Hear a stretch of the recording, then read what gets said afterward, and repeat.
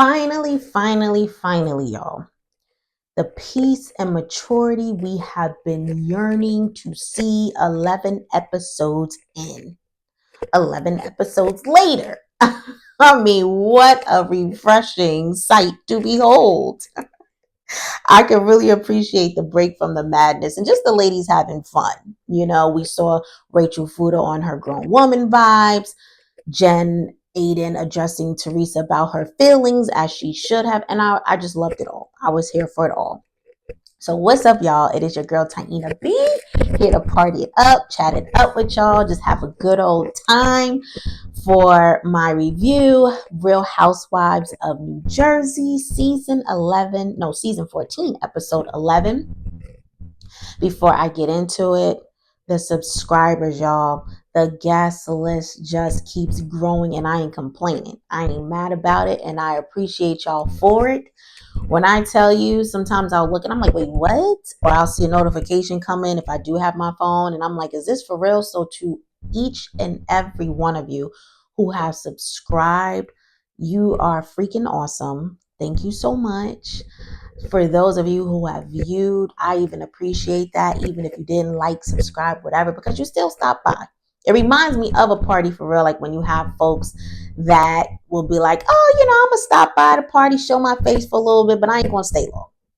Now, I hope y'all stay longer than a few minutes, and I really would love for y'all to stay to the end. I'm hoping y'all do and just don't be hitting the button, even though you're supposed to be hitting the button or hitting something. Thank you. All right. So let's go ahead and get to it, y'all. We start with Jennifer Aiden meeting with her two brothers and her sister-in-law for lunch at what appears to be a Greek restaurant. The food looked absolutely delicious. I won't get into that because then I could talk about that for the next 10 minutes, and we're not here for that. And so they catch up, and Jen's brother asks what's going on with Danielle, and she provides an update regarding the situation that happened at Teresa's Tulum theme party, also at the live podcast event. She expresses that with Danielle, she feels like Teresa doesn't have her back. And I kind of feel like in Teresa's mind, she thinks she's doing the right thing by saying, hey, I just want to get you guys together because I think it's something that you'll be able to talk out. I can understand Jen's frustration at the end of the day, right? Because it's like, she just feels like Teresa doesn't have her back because she still has yet to put Danielle in her place. I haven't seen Teresa do it yet. Y'all let me know if I missed a little something or if I was asleep, but I haven't seen it. So I get where she's coming from. And so her brother asked if she said anything to Teresa, and she's like, she shouldn't have to. And that's real. I'm with Jen on that. I would feel away as well. And some things should just be automatic and a given, especially if I'm holding you down in the manner that I am.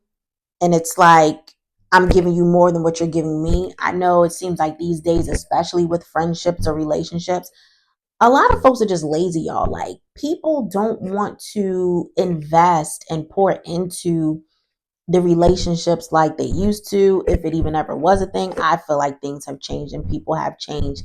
And it's like, okay, I have come to terms with the fact that everybody's not going to give what I give, but you got to give me something. You got to put a little effort in. Lazy just doesn't work for me. So anyways, I'm sure there will be people who say, oh, well, Jen, that's what you get for riding so hard for Teresa. And A, I'm going to say, I still don't think Teresa means any harm by Jen.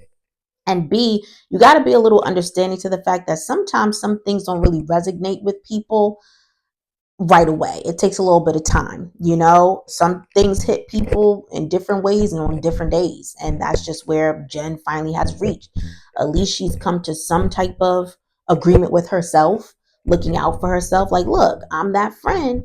You got to give me something. And I'm not mad at that because I feel like I'm in Jen's shoes, or I have been. So I get where she stands and how she feels. So I'm glad as a friend she's going to have that conversation later on with Teresa, because it's definitely something that needed to be addressed. Jen also says in her confessional, once she addresses Teresa, there's got to be a change because eventually her autopilot as a friend is going to diminish. No one should ever have to be the person to give, and not be on the reciprocating end of anything. That's just so lame to me. That's very selfish of people, and that's not the foundation of a real friendship. So again, cannot be mad at Jen for how she's feeling. So now we pan to Danielle, her daughter. meeting up with Rachel and her daughters at Rachel's house for a play date. And this was the relationship that I feel like we should have consistently seen from day one. I always thought that they would hit it off and just be close, but we know they had kind of their little falling out. But now this is their way of bringing it back together. So I'm not even going to hate on them. I'm not mad at what they're doing right now. And as it relates to them, it's like, would I want to be around them given what they've given this past season? No, but that works for them and I'm happy for them, right? And I'm still even kind of surprised that I'm at this space. I can't believe I'm not into them anymore like I used to be, because I promise y'all, when they first stepped on the scene, I thought they both were so refreshing. Individually, I looked forward to what they were going to bring, and collectively, as the two new girls, having each other's back and looking out, and so to be in this space where I'm just like, yeah, I ain't really feeling both of y'all. Now, Rachel, you know what I'm saying? I really couldn't have anything negative to say about her this episode. I really appreciate how she stepped up with her maturity. So I can't hold that from her, but still, we got to see what the next of the episodes bring. Danielle is still an absolute hell no for me. So she starts talking about her dad, Danielle, of course, per usual, which I'm not interested in. But sidebar, from my point last week that I made of how when Nate told Danielle that her dad wasn't there because Danielle's stepmom had the eyelid surgery and had complications from it. Remember I told y'all she should have asked, like the first thing out of her mouth should have been like, oh my gosh, is she okay? And it wasn't. She still was on her own selfish mindset of my dad should have been here to support it, like, all this other stuff. Look how when Danielle mentions it in the conversation to Rachel, the first thing out of Rachel's mouth is she okay? And I said, thank you, Rachel, because that's what a human with a real heart would do. Okay. Thank you for being the example to your friend that she needed to see. So she fills Rachel in on the podcast situation with Jennifer Aiden next. But before I move on, Danielle says you can't do what you did to me and not get it back, as it relates to the whole Jen Aiden situation. And I'm like, the only problem with that, sis, is that you keep going. You're the gift that keeps on giving, and you need to stop giving. Okay? Because if I'm not mistaken, didn't you already have your get back when you smashed her upside the head with that cup? What more is left after that? What more is there even to say after that? Like, I'm so confused, y'all. You tell me. So Rachel tells Danielle she's going to host a pajama themed get together because things have been so crazy in the ladies or with the ladies, and she just wants to bring everybody together, which I love that concept. I thought it was a cute idea.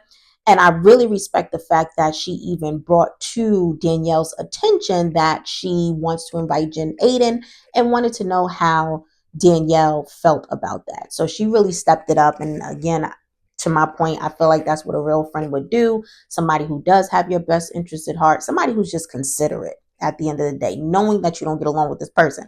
Now, granted, Rachel could have been like, listen, because I ain't going to come in my house. But, I still like that she did that. So shout out to her on that. Of course, she says Teresa's not invited, because she's like, this is my house. And she doesn't see it for Teresa. And I can't be mad at her for that. I operate the same way. First of all, I just don't let any and everybody in my house. You know what I'm saying? Different energies, all of that. No thanks. My home is my sanctuary. And so if you are invited to my home, know that it's, a big thing for me and a special thing and a special extension from me to you, because, that is your place of peace, and you don't need nobody coming and interrupting it or even tearing up yourself, your stuff that you work so hard for. So she says she hasn't talked to Jen Fessler, but I believe in that moment, she's pretty much implying, you can tell that she is ready to move on from the mess. So now we're at Teresa's house. She goes upstairs to Gia, who's studying for her LSAT. I do not miss those days. And again, for those quick study or quick teachable moment, LSAT, acronym for Law School Admissions Test. And that's the test that you take to be admitted into law school. And she brings her a snack, which I said, what kind of snack is that? Now, rice cakes are good and all that, but that was just a little too light for me, okay? I guess that's just me being greedy, but okay, it's cute. The point is, it's a mom going to check in on her daughter and give her something, some fuel for her studies. So she's giving Gia kudos and letting her know how proud of her she is, because she's vastly different from her and Joe coming up on the educational lane of things. I believe she mentions that Joe didn't finish high school, but he did get his GED. And then with her, she may have completed like 2 years of community college. So, she's saying if Gia makes it through law school, which she will, she'll be the first attorney in the family. And that's super dope. And for those of you who despise Teresa and love to talk about how much of an airhead she is and how the things that come out of her mouth don't make sense and she can't even formulate her words, she does say in her confessional that her vocabulary is not that great. She admits it, okay? Did that bring any type of satisfaction to y'all? So I love how they talk about how the things the daughters had to go through could have really set them off track and messed them up. And it really could have, y'all. And I'm sure you can see it how I see it in some retrospects. Listen, they could have turned to substance abuse. They could have turned to, alcohol abuse. They could have become ladies of the night. They could have had mental health issues. They could have just done all sorts of craziness. But they didn't. From what we get to see, they are really thriving into beautiful young women with purpose who are getting after life and doing great things. So shout out to them for that. And I just hope that they keep elevating because they deserve it and that right, regardless of what you have to say about them, just from what they went through alone that they didn't ask for, that they had no idea they would have to go through, that has toughened them up. It is something to be proud of. It really is. And it's very inspirational. And so they talk about how stressed Teresa's been because her and Louis have been going through a court matter with Louis and his ex for 3 years. And I'm like, that's a long time as it relates to trying to get some type of restraining order in place. But okay, it's really serious, I see. And Margaret has been behind the scenes talking to Louis' ex. This is what Teresa states, and they have proof of it. So let's even fast forward to now. She does say this, but we fast forward to the clip of the next episode where her lawyer comes over and fills some of the girls in. Now, obviously, we're not going to get the juice because there is a such thing for those of you who are unaware of what's called attorney-client privilege. And that's pretty much just communications between an attorney, and the individual he's representing. It's like their level of confidentiality. They're not going to go beyond what they discuss, in the confinement of themselves. So he can't divulge too much, but I'm sure he's going to give us just enough that has us or that will allow us to salivate just a little bit and be like, wipe it aside, like, ooh, that was good. At least I hope so. And also, sidebar, do you guys remember the Tennessee trip that they had when they went out to dinner? And Teresa got so upset. Her and Marge were going back and forth, and she pushed all the glasses and stuff, and it ended up spilling on Marge and ruining this. I know she had on some type of white dress or something.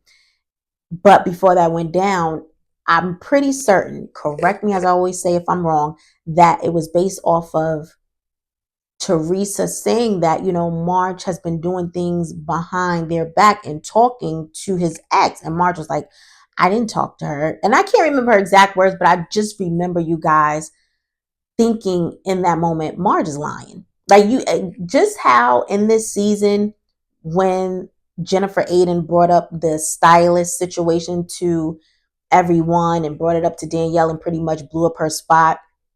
And then Danielle seemed to have that guilty energy on the ride home. That's what Marge was giving that night they were in Tennessee. Like, Marge, yes, you have. Like, you're not even that convincing. And so it's just interesting for this to kind of come back to this moment and connect the dots that, she most likely and allegedly really was having conversation. And it probably was crazy at that because we know that Marge didn't see it for Teresa. And even if she did, again, what kind of person are you to link up with the ex of someone who I care about to converse about me? And we already knew that Marge couldn't stand Louis. So we know it's not a good thing. So I just can't wait. I guess I've said all that to say I cannot wait. And I'm sure a lot of you cannot either. Right. And so Gia makes some great points. And she said when the ladies really see what it is, they'll know what it is. Even Jen Fester, she said, who calls a spade a spade. And I'm so glad that she said that because I mentioned before, I've seen things, in passing, in comments, whatever, where folks just feel like, or have always felt like, Jen Fester's so fake. It's not a matter of being fake. Again, she just calls a thing, and she knows how to move accordingly when it comes to this group of women. that's just the bottom line. If she thinks something's wrong, she's going to say it's wrong. If she thinks something's right, she's going to say it's right, and she don't care who it is. So I like that Gia said that, and I can't wait. I can't wait to see what they have, what the smoking gun is, to pretty much have us either confirmed on how we feel about Marge, or now make us believers that Marge is just not the great spirited, great wholehearted person that she comes across as. And I'm not even going to say that she's all bad, but we can't cover up the fact that she's not all good. And people have done that for so long. Let me say again, I know somebody going to say it, although I do like Teresa. Hear me when I say I have recognized and I can speak up for and acknowledge her wrongdoings. I can.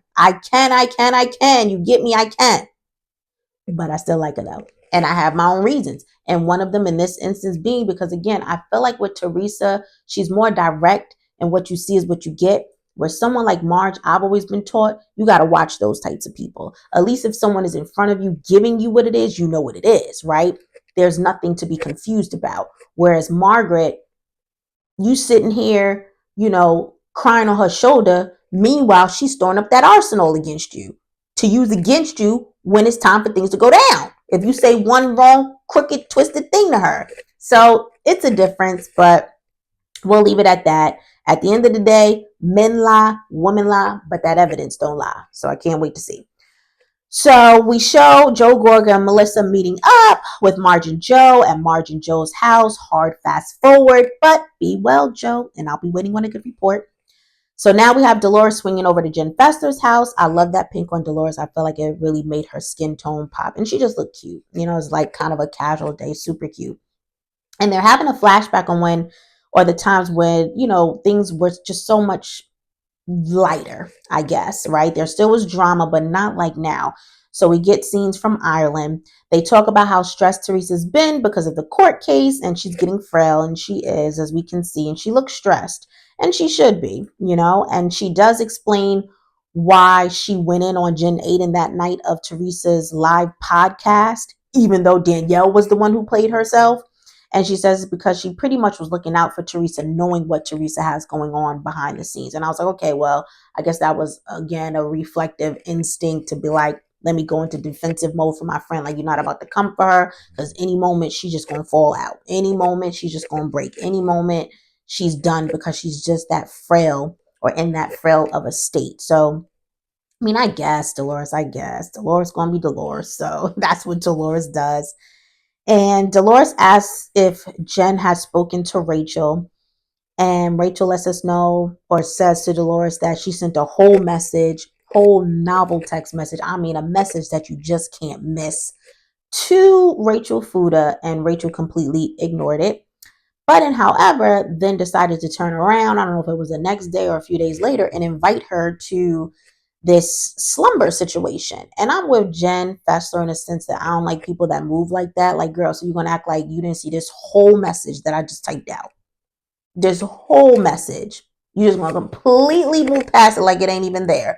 Not cool. So I feel her in that. I can't stand people. I'm going to say this, y'all. And it don't mean you're a bad person, but I can't stand a bad texter. I just cannot. I cannot.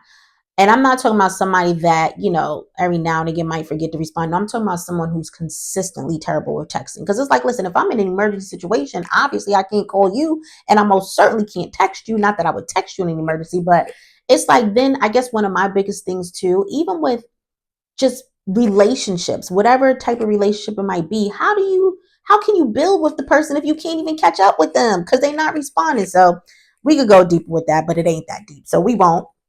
Excuse me. So Jen Fessler tells us, because of all of that, I guess she finds that no response, or the silence, was kind of disrespectful, and she's not going. So Dolores pretty much says that there's a vast difference in their lifestyles, which Dolores is right. It just may not work for them. And I feel like Jen is just too mature to be friends with Rachel. It's a mismatch, y'all. In my opinion, it's a mismatch. Jen being a mentor or big sister of some sort, yes. But a friend, no. I'm going to say no. Dolores wants to make one last ditch effort to have the girls get together for a retreat, put some fires out. I'm like, yikes, good luck with that. Clearly, we know none of that worked. If it did go down, if it didn't, because we know fast forward where they stand now. We keep hearing about this rails. We keep hearing about the fact that they couldn't even host a reunion. It's just done. It's done. So whatever it was, I didn't even need to get excited because I'm like, okay, I guess I'll enjoy the moment for what it is, like that little slumber party. But after that, we can't get our hopes up, right? So she encourages Jen Fessler anyway to go ahead and send Rachel a text back that she will come to her get together, and she does. So now Teresa and Jen meet for lunch, right, to have their talk. And Teresa immediately, y'all, immediately apologizes for what happened the other night. So for those of you who despise Teresa, can she get a little bit of credit for that, y'all? Just a little bit. Because this now is the second apology this season. And we know she doesn't hand those out freely. A little bit. You still don't have to like her. You can still be like, I don't like her. But yes, she did apologize. Can y'all give her that?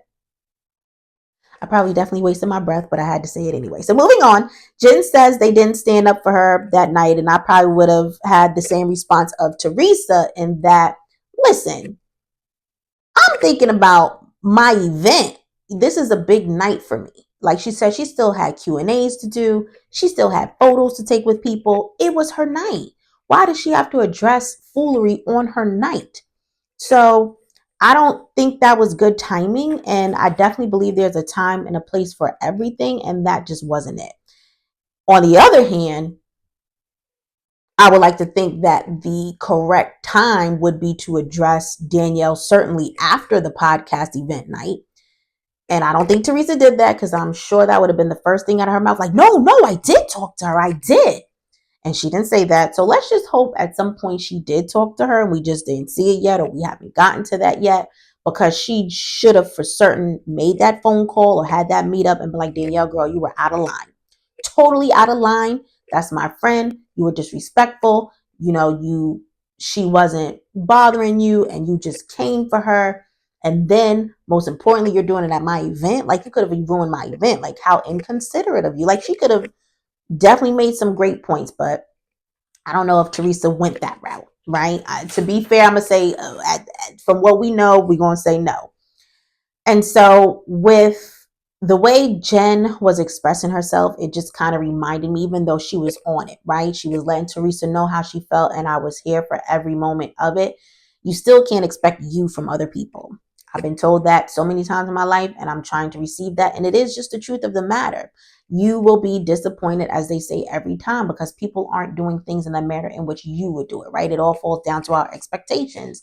But I still do believe people got to know sometimes where you're coming from too. A closed mouth doesn't get fed, and while yes, as a friend, Teresa should know these things, she's still human. And sometimes you got to reel it back in, help your friends reel it back in and help them get it together. So again, I'm glad that Jen had the conversation with her. And she did a great job in the conversation. And so I hope that Teresa's gonna do better. Let's just hope that, y'all. With Teresa being more refined, right? She's in a better space. She's reading her Bible. She's journaling. I hope she takes heed. Not only because Jen is her girl, but because she let Jen know it in that conversation that she sees it way more for her than she does for Danielle. So for those reasons, and because Jen has been riding with you, Teresa, I really hope that you do right by her. And so now we're at Rachel's stayover party for the girls. The setup was super pretty. I loved everything. Even loved that we got to see some different angles of her house and just the work that's coming along. It looks like it's, it's coming along nicely. And sidebar, I'm surprised John Fuda was actually leaving and didn't stay for the party. I was like, oh, what? You don't want to stay around and chat with the lady for a while? Like, you really got the heck up out of Dodge. Thank you, John. Good. And so the ladies are arriving and making small talk. And Jen Fessler arrives. And I can appreciate her and Rachel wanting to go ahead and get their conversation out of the way. They end up making their peace. Rachel says, even with Teresa and Gia situation, she wishes that Jen Fessler would have pulled her over to the side to talk to her about it and not in front of the other woman. And I'm like, in what world, Rachel, what would that have done? What difference would that have made? None. Because you was already on 1,000 when it came to Jen Fester since the beginning of the season. You don't look. Let's not have amnesia. Let's not forget. You have not liked the fact that Teresa and Jen Fester have been communicating. That was your off button right there, off the rip. So you mean to tell me all she had to do was just pull you to the side and that would have had you more calm? I doubt it. But, and however, I still love Rachel's apologies and her accountability, no excuses for how she made Jen feel, and Jen apologizes too. They hug it out, they're good. Jen also makes a great point in her confessional, mentioning the toxicity of the group and how she feels like that toxicity rubbed off on her and Rachel. And that's a real thing, y'all. I don't know if y'all believe, like I believe, but there's a such thing, as far as I'm concerned, as transferable spirits. Okay, and not good ones at that. And you can really be subjected to that, and them things bounce around, and then next thing you know, you acting a fool, right? And then not only that, you are pretty much, or you can become who you associate with. And two, when you're exposed just to this negative stuff, it's bound to catch on to you, it's bound to latch on. So I couldn't agree with Jen Fester more when she said that, but I'm glad that they were able to just kind of disconnect from that and at least get right, even if for that moment in time they still made an effort. So I believe this came after Danielle arrives, but I'm still gonna mention it, so it's out of sequential order. Forgive me. The lipstick reader is there. I thought it was an interesting concept, but it did nothing for me. And did y'all peep? And this is just out of fun. It could have been any one of the other ladies. How Marge approached kissing her little card. Why were her lips open? Like she was like, and I'm like, girl, just take the card. Like, what are you calling that type of approach?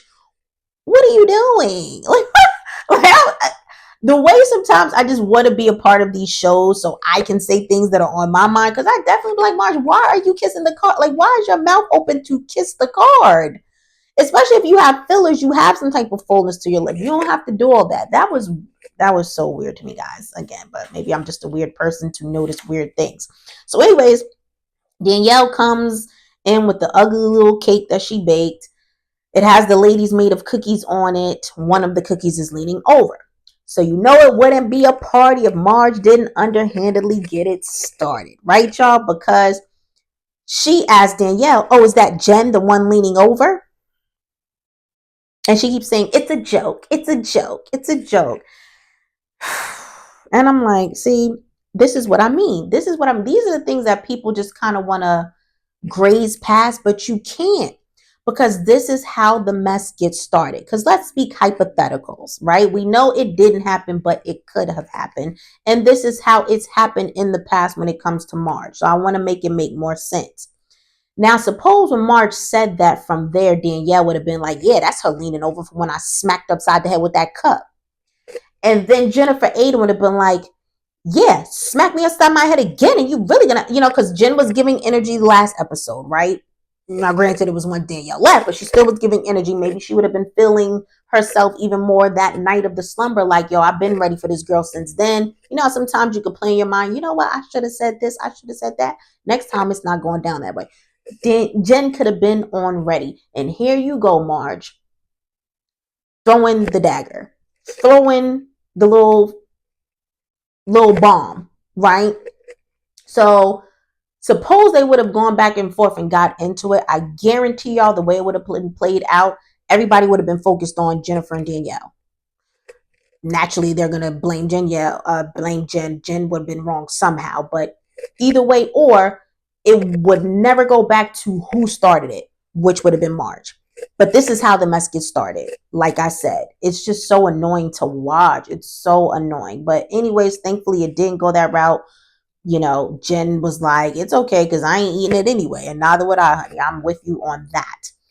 Sidebar, they sit at the table to eat and they're having, their, kind of adult like conversations. And Jen talks about how she milks the process. You guys finish the rest of the words. And Danielle's in her confessional and even at the table making faces like that's just the weirdest thing ever. And I'm like, well, girl, obviously you must not know what you're doing.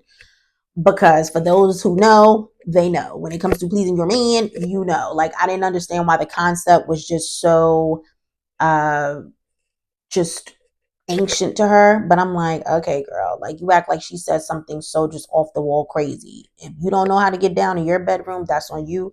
Don't be mad at her because she does. Anyways, moving forward. So I was gonna say, notice how when they kind of touched upon faking it till you make it, that concept, Melissa was like, yeah, I've been fake with Jen and it works. Now I know Jen said the same thing, but I just want to speak to the fact because everybody wants to always talk about how real Melissa is and how she's not fake. Well, she just said it herself. Okay. Anyways, but we're gonna leave it alone. Jennifer Aiden asked if because rewind, Dolores lets the ladies know that her and Jen Fester have been talking about getting the ladies together for this retreat just to kind of see if they can move past some of their issues, fix some of the things. So Jennifer Aiden asked if they're inviting Teresa. We ain't going to talk about Melissa's face. We're not. They say they're going to work on it, but pretty much everyone else says that they're down. And that's really the end of the episode, y'all. I will say I love how they kept it cool and really had a great time with one another. It was just needed so bad. In all capital letters, they laughed, they drank, they acted like adults. If they didn't see for each other, it looks like they stayed away. They kept their distance. Aside from Marge's little comment, nobody was throwing any shade and all that. And it was just really lovely. It was delightful, y'all. I know you have to agree with me on that. And with that being said, I'm sure there's going to be people out there who say they had a good time because Teresa wasn't there. And to that, I'm going to say, excuse me, yes and no. And I say, yes, because somebody would have said something either to Teresa or Teresa would have overheard something and then she would have responded. Because I personally feel like, from what I'm recollecting this season, Teresa has not come at anybody. Even when they did the gathering, whose gathering was it? Was it Danielle, I believe? And I can't remember what it was for at this point, but it was at the beginning of the season. Like, Teresa was calm. She, and even with the way she handled herself, she still could have gotten more worked up than what she did, but she was calm. I think she is in a space this season, and maybe no, more so this season, where she's not going to come for you if you're not coming for her. But if you come for her, she's going to have something to say to you. And I feel like, especially now that she's in this very fragile state with what she has going on, she probably don't even have the energy, the wherewithal, the desire to really be going back and forth with anybody. So I think she would have come and kept it cool. So that's where my no comes in, because I don't think she would have had anything for the girls. And she knows how to move around them and act like they're not there. We've seen it. We've seen it. So I say no. They still will have a good time, but because of how they feel about her, they wouldn't have been able to contain themselves. And like I said, they would have gotten the mess started in some way, shape, or form. So thank God for what it is. I cannot wait for next week, y'all. I cannot wait. I cannot wait. I cannot wait. I cannot wait. I'm about y'all. So with that being said, the music is on, y'all. The dance floor is lit.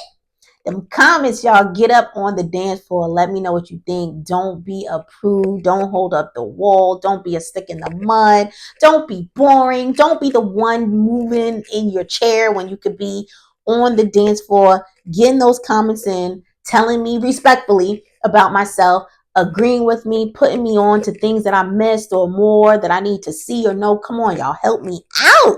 Okay? I really appreciate it. I love reading what I do see. Again, as I mentioned, it may not be the quality right now, but it's definitely the quantity. And I appreciate you guys for it. Thank you again in advance for stopping by. You guys are much appreciated, more than you know. I promise you that you are. And it would even be nice to see more people at my party. By the time I click on for next week, I'm gonna start speaking it now. Y'all done motivated me and gave me a little confidence. So I'm so happy about that, y'all. But in the meantime, I hope that you guys will be well. I hope that you will stay up, be blessed. And until next time, y'all, I'm out. Peace.